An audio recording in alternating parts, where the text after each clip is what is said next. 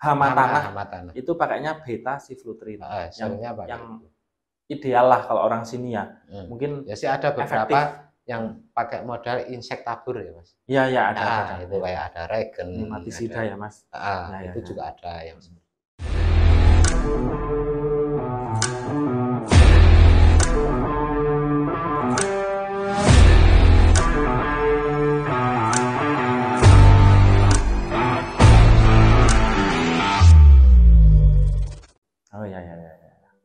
Siap. Selanjutnya, kalau ini ada lagi nih pertanyaan dari Karim Blacksuit. Ini kayaknya orangnya hitam manis ini kayaknya.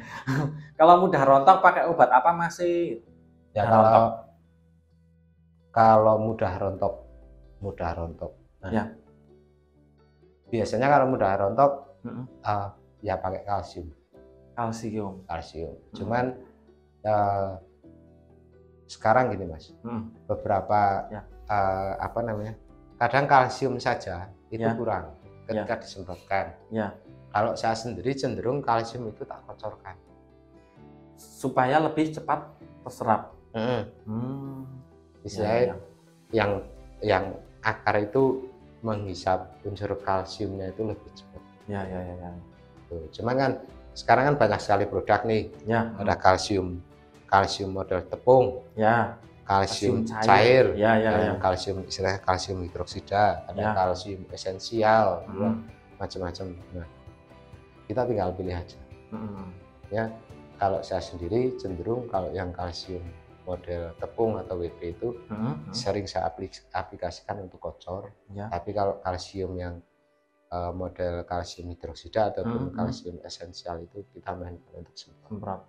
Nah, ada isunya gini Mas, katanya kalau kalsium itu nggak boleh dicampur sama insektisida, misalkan semprot, itu benar nggak Mas kira-kira? Selama ini saya sering aplikasi seperti itu juga enggak masalah. Artinya tetap ulatnya ya tetap mati.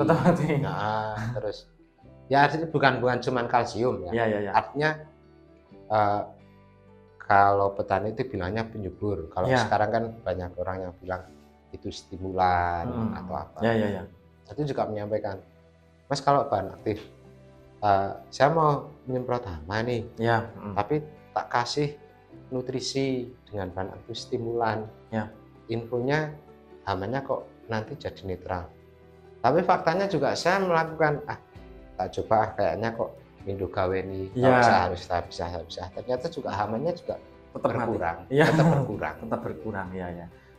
Mungkin pertimbangannya petani kan waktunya, efektivitasnya dalam nyemprot biar nggak 2 kali atau 3 kali gitu ya Mas. Jadi dijadikan satu. Selama masih kelihatan hasilnya mungkin nggak masalah ya Mas. Walaupun kadang dalam ini secara teori dan sebagainya, emang ada ya beberapa yang menyatakan ini nggak boleh seperti ini, nggak boleh. Emang benar ada beberapa bahan aktif antara insektisida sama insektisida ketika dicampurkan diaplikasikan tanamannya kebakar. Fungisida jadi toksik. Nah itu emang ada. Cuman selama ini ketika saya aplikasi antara insek sama nutrisi ataupun stimulan, itu yang terjadi ya nggak ada masalah. Masih kelihatan hasilnya dari kita nyemprot tuh. Yang mati juga hamanya masih kelihatan gitu ya Mas. Siap. Seperti itu.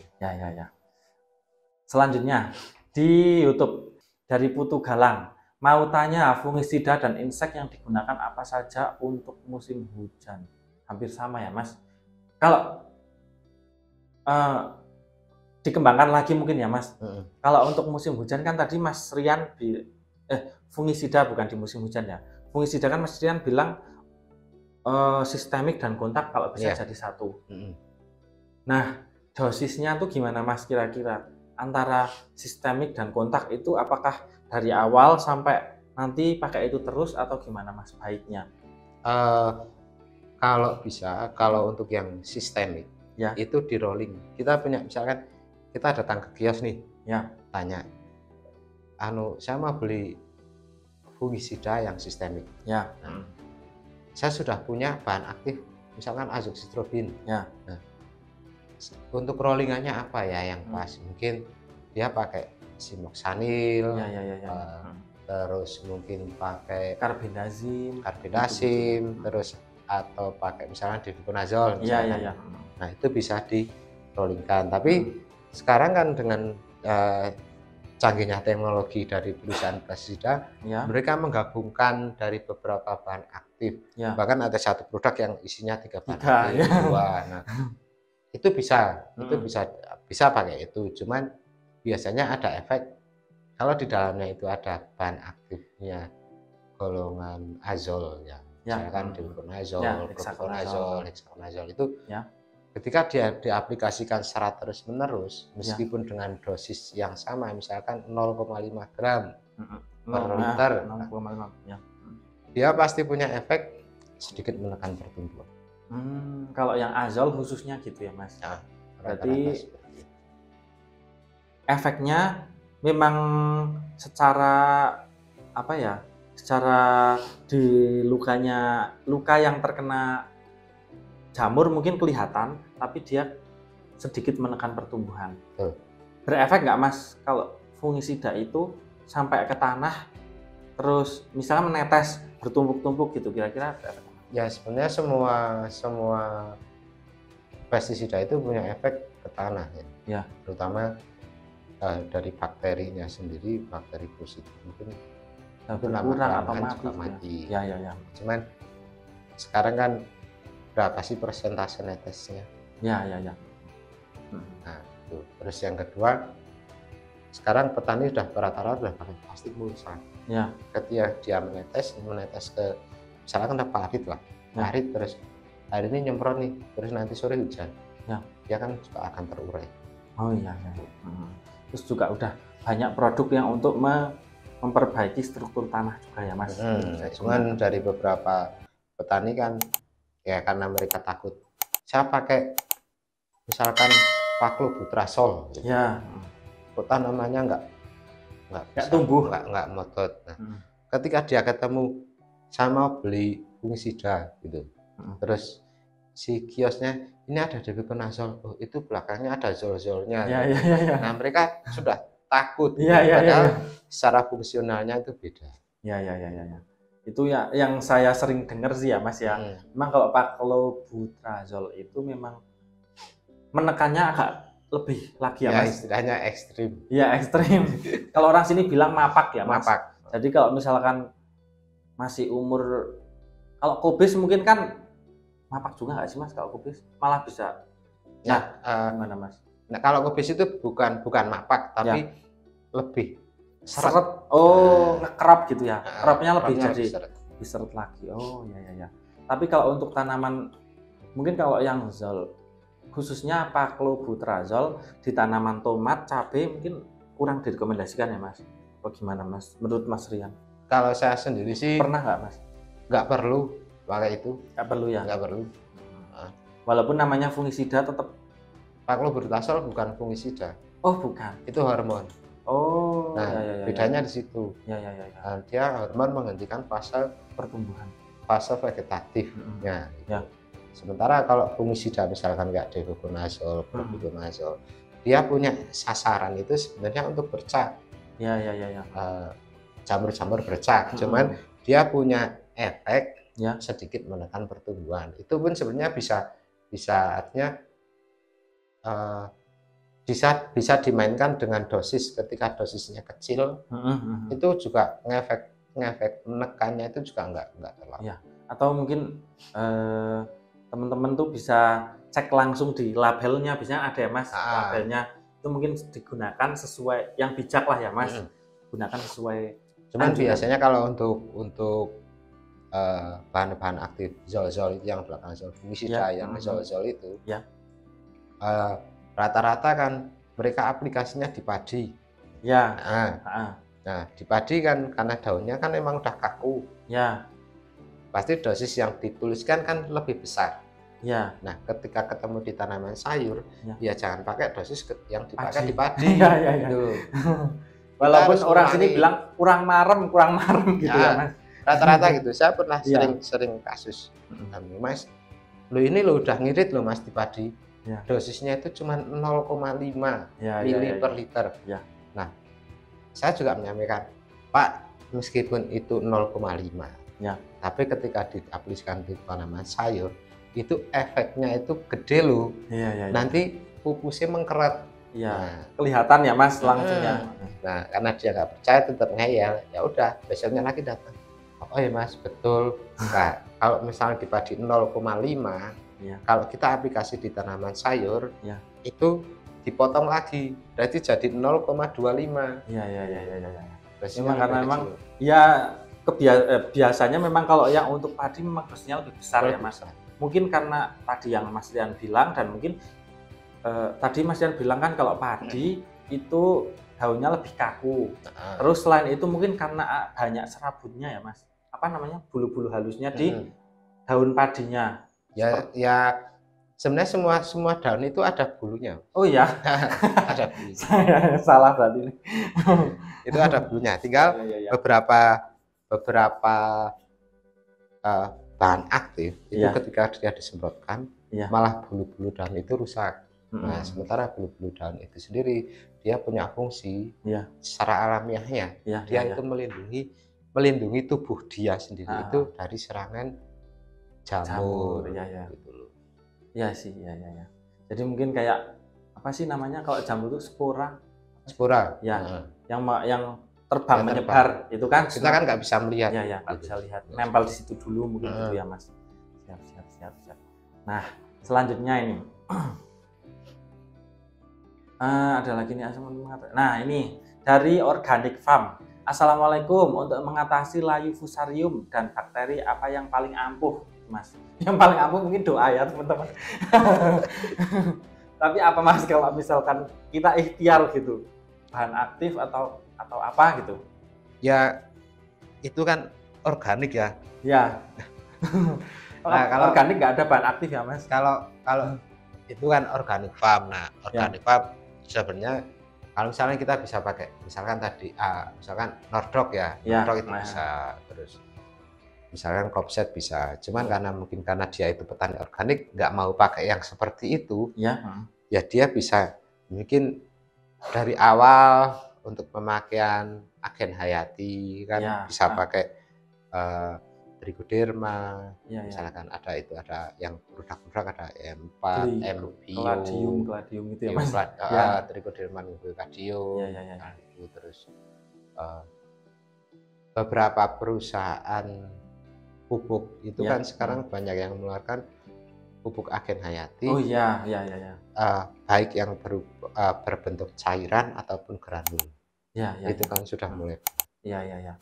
Kalau misalkan dari Petro itu ada namanya Petrobio, itu juga mungkin mengandung Agen Hayati juga. Itu. Kalau untuk layu fusarium dan layu bakteri, itu perbedaannya apa Mas? Yang paling terlihat gitu? Kalau secara dari figur tanamannya itu sendiri gini Mas. Kalau fusarium, misalkan ini daun ya, ada misalnya ada 5 lembar ini. Itu kalau fusarium itu biasanya pucuknya itu ada yang layu, tapi ini masih segar dulu. Besok layunya full, ini masih segar. Besoknya lagi nyusul satu.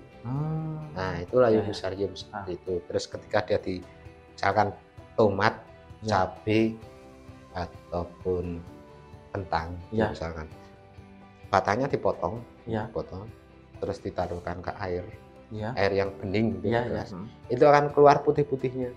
Kalau fusarium semacam kayak lendir. Kalau layu fusarium itu Mas? Cuman kalau kayak bakteri emang agak susah. Susah. Kalau bakteri emang agak susah. Kalau fusarium itu sebenarnya berarti jamur ya, jamur fusarium. Itu letaknya di dalam tanah atau gimana Mas? Ya, dia di dalam tanah. Di dalam tanah, cuman dia menginfeksi tanamannya. Ya sama kayak bakteri, layu bakteri pun tetap dari tanah. Cuman gini Mas, sekarang kan banyak yang dulu kan banyak misalnya tomat kok nggak tahan layu ini, sekarang sudah tahan layu. Mungkin secara perusahaan benih pun dia sudah istilahnya memvaksin dari indukan-indukan itu biar dia lebih tahan dari fusarium ataupun bakteri, lebih tahan layu itu. Kalau yang layu bakteri, barusan Mas Rian kan bilangnya lebih sulit. Itu biasanya mengatasinya gimana, Mas? Layu itu memang harus dari awal, Mas. Dari awal. Dari olahan awal itu memang udah harus diperbaiki dulu. Istilahnya kayak agen hayati. Misalnya kita sudah lahan kita kok ini kok layunya kok sering tanamnya tanamnya layu. Ya kita harus perbaiki. Istilahnya dari agen hayati, terus misal trichoderma, terus mungkin bisa ditambahkan lagi humid asid. Oh ya, buat menggemburkan tanah ya. Memperbaiki kondisi tanah yang rusak. Nah kalau layu bakteri, Mas, itu kelihatan bedanya nggak, Mas, sama fusarium tadi? Kalau bakteri itu biasanya instan, istilahnya ngaget-ageti. Oh gitu. Kayak malah jadi kayak mati mendadak. Oh iya. Jadi tadinya subur, tiba-tiba 2 hari apa 1 hari langsung layunya itu prok. Itu yang itu penularannya cepat banget, Mas. Penularannya cepat. Apalagi musim hujan. Jadi terutama kalau si petani syarat drainasenya itu tidak lancar, itu pengaruh. Musim hujan. Jadi airnya gampang menggenang, itu sangat pengaruh. Perpindahan dari bakterinya itu sangat cepat. Kalau layu bakteri dan fusarium, kalau sudah terlanjur layu, bisanya mungkin ya cabut ya, Mas. Untuk mencegahnya mungkin memang harusnya dari sebelum tanam ya, Mas. Tanam. Itu yang langkah paling lebih bagus. Ya. Siap. Nah selanjutnya ada di TikTok akun bernama Adeline. Punyaku juga kena layu, gimana cara agar nggak nyebar? Nah itu kalau nggak nyebar gimana, Mas? Selain drainase tadi, misalkan bakteri, kalau fusarium nyebar nggak, Mas? Sama. Nah mungkin bisa, kalau yang paling mudah ya misalkan di toko pertanian atau online shop gitu. Mungkin bisa pakai Nordok atau Kopset atau Kuprusat dari Nukia. Itu bahannya tembaga ya. Oh ya. Nah, satu lagi, kalau tembaga isunya itu tidak boleh dicampurkan. Gimana, Mas? Nah, menurut Mas Rian? Emang sih ada beberapa, cuman saya kurang paham karena tembaga itu kan banyak sekali. Ada tembaga hidroksida, ada oksida, ada tembaga sulfat. Nah itu saya yang kurang paham karena saya kalau misalkan aplikasi itu seringnya tunggal. Kalau misalkan saya aplikasi itu beli yang udah emang dari pabrikan itu udah double. Itu kan ada yang misalkan bahkan dalam satu kemasan itu kalau dari Biotis itu apa ya, Nevos apa ya? Itu kan ada Sinoxanil. Itu namanya Nevos. Ya betul. Itu malah double ya, Mas? Apa 3 malah? 3. Itu termasuk tembaga juga ya, Mas? Ya. Nah solusinya gitu berarti. Kalau ada yang bilang tembaga nggak bisa dicampurkan, mungkin kalau yang bahannya tunggal lebih baik mungkin sendiri aja. Kalau ada yang campuran boleh juga dicoba yang campuran gitu ya, Mas. Siap. Nah selanjutnya tanya bos dari Berkah Patel. Tanya bos, untuk kalau mengatasi daun kuning atau bule pada tanaman cabai dan pate, ini beda tapi sulit semua ya, Mas. Kalau bule kan emang nggak ada obatnya ya. Nggak ada obatnya. Cuman ketika dia udah mulai terserang virus Gemini atau bule itu, mudah-mudahan ini bisa dijadikan solusi. Jadi dia sering-sering aja aplikasi asam amino. Yang mengandung asam amino atau namanya C organik ya, Mas? Bukan. Misalkan stimulan yang kandungannya asam amino kan banyak. Kalau misalkan ada agrogen, terus ada amino X, sering-sering aplikasi itu. Jadi ketika si daun itu kalau bisa tambahkan magnesium sulfat meskipun itu sedikit. Karena setahu saya kalau magnesium sulfat kan mempertahankan klorofil. Nah, setidaknya itu meskipun bule masih ada hijau daunnya, meskipun berintik-berintik, itu klorofilnya masih bertahan. Nah, paling enggak itu buahnya masih lemes, masih keluar, masih produksi. Kalau misalkan sayang mau dicabut ya, Mas. Cuman kalau misalkan mau pencegahan ya pakai bahan aktif inseknya itu ketika aplikasi dia rolling. Ya. Rolling, misalkan untuk kutu-kutuannya itu rolling, jangan bahan aktif tunggal. Bisa dengan Abamectin, imidacloprid gitu diganti ya Mas. Iya. Nah, itu kalau bule sebenarnya, nah gini Mas, kalau bule itu disebarkan sama itu juga, sama insek juga. Sama insek. Jadi sama kutu daun gitu juga menyebarkan bule. Dia menyebarkan bule. Bukan cuma kutu daun, manusianya itu sendiri juga menularkan bulenya. Oh ya. Misalkan kayak cabai kan dirempel nih, dirempel. Nah, karena petani nggak tahu yang tanamannya udah terinfeksi bule pun ikut dirempel. Nah, sementara cairan mungkin di tangan itu akan menyebar. Kuku atau apa ya? Itu akan menyebar. Nah, kalau saran saya sendiri sih, ya tega nggak tega ya cabut. Iya. Tapi ketika dia nyabut, cabutlah pada saat dia mau pulang. Jadi yang lain itu enggak kepegang. Iya. Oh ya. Saking hati-hatinya itu harusnya ya Mas. Kalau virus memang ya namanya juga virus ya Mas. Jadi nggak kayak bakteri mungkin hilang gitu. Kalau virus matilah. Kalau virus kan selama dia masih bisa nempel di inangnya masih bisa berkembang ya Mas. Ya. Siap. Nih ada lagi dari TikTok. Obat cacar opogan namanya Irfan DN. Cacar itu apa ya? Kira-kira Mas? Mungkin cacar daun, mungkin yang dimaksud mungkin bercak ya. Bercak daunnya mungkin ya. Karena kayak cacar mungkin ya Mas. Kalau pada tanaman cabai dan tomat beda nggak Mas cacar? Obatnya sama. Sebenarnya pakai ya tadi yang fungisida yang belakangnya zolzol. Itu untuk emang itu gitu. Cuman ketika dia sudah terkena cacar, artinya dia tidak akan kembali hijau, cuman tidak menular. Iya. Jadi paling enggak jaringan sebelahnya enggak mati, gitu ya. Tapi yang udah bolong tetap nggak bisa balik ya Mas.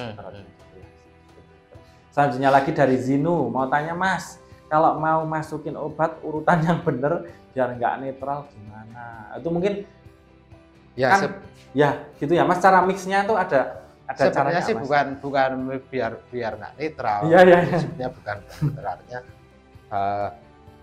kayak pestisida kan ada WP, ada WG, ada SC, ada EC gitu kan. Nah, kalau saya sendiri cenderung yang larutnya agak susah itu dilarutkan terlebih dahulu. Misalkan kayak WG. WG kalau bisa dilarutkan terlebih dahulu. Walaupun nanti dia tercampur sempurna sempurna. Itu dilarutkan dulu. Ya, terus yang WP gitu. Nah, kalau terkait sama biasanya kan kasih penyubur sama perekat nih. Ya, ada perekatnya ya Mas. Itu yang untuk terakhir. Berarti yang nutrisi dan pelekat lah ibaratnya itu terakhir. Oh, gitu teman-teman. Bisa. Itu juga kadang ada malah jadinya pelekat dulu, nanti mah yang lain jadi nggak ini mungkin. Nanti mengikat malah. Ya malah mengikat ya. Karena ada beberapa ya sih gini, ada emang yang harus dipisahkan. Maksudnya nanti ketemunya tetap dicampur ke dalam satu tangki atau satu drum. Cuman ada beberapa insek ini dia yang punya solvent, terutama di Abamectin ya. Abamectin hitam kan sekarang banyak sekali. Nah, ketika dicampur sebenarnya dia akan ketemu mankoseb A.